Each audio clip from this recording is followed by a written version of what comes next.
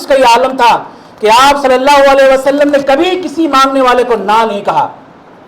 حتیٰ کہ ایک صحابی نے جب آپ کے جسم پر دیکھا کہ چادر پھٹی ہے اور یمنی چادر، ایک قیمتی چادر لا کے دی، اور اسی وقت ایک صحابی نے جب مانگ لیا تو آپ صلی اللہ علیہ وسلم نے فوراً اسے اتار کر کے دے دیا. یہ آپ صلی اللہ علیہ وسلم کی خوبی تھی. آپ صلی اللہ علیہ وسلم کو کبھی اس بات کا اندیشہ نہیں ہوا کہ اگر یہ ساری چیزیں میں نے لٹا دی، دے دی، وقف کر دی تو میرے بال بچے کیا کھائیں گے.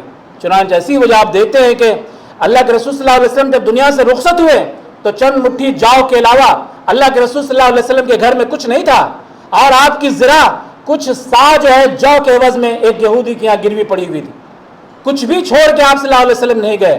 یہ کیا تھا؟ یہ توکل علی اللہ کا ایک اعلیٰ ترین جو درجہ ہو سکتا ہے، اللہ کے رسول صلی اللہ علیہ وسلم اس درجے پر فائز تھے. اللہ تبارک و تعالیٰ کی جو خاص عنایت تھی وہ آپ صلی اللہ علیہ وسلم کو حاصل تھی. آپ صلی اللہ علیہ وسلم نے کبھی اس چیز کو برداشت نہیں کیا کہ ان کی زندگی میں کوئی شخص حق کو نقصان پہنچائے. آپ صلی اللہ علیہ وسلم کا معاملہ یہ تھا کہ آپ صلی اللہ علیہ وسلم تین چیزوں سے بچتے تھے.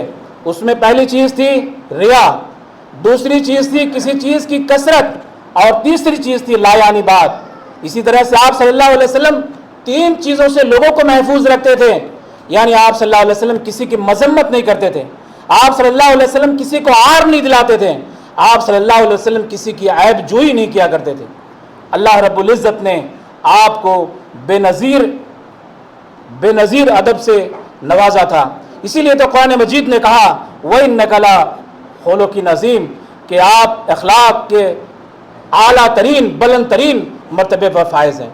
یہ دنیا جو آج گمراہیوں کا شکار ہے، یہ معاشرہ جو آج گمراہیوں کا شکار ہے اور بے چین اور بے سکون معاشرہ ہے، بے چین اور بے سکون جو ہے ہماری فیملی ہے، اس میں اگر کوئی شخص چاہتا ہے کہ اس کی زندگی میں انقلاب آئے، اس کی زندگی میں سکون آئے اور اس کی زندگی دنیا والوں کے لیے روڈ ماڈل بنے، تو سوائے حضرت محمد مصطفیٰ صلی اللہ علیہ وسلم کی ذات کے کوئی ایسی ذات نہیں ہے جس کی کاپی کی جائے، جسے نمونہ بنایا جائے اور جس کی زندگی کے ایک ایک پہلو کو، ایک ایک حصے کو، ایک ایک پارٹ کو اپنی زندگی میں داخل کیا جائے.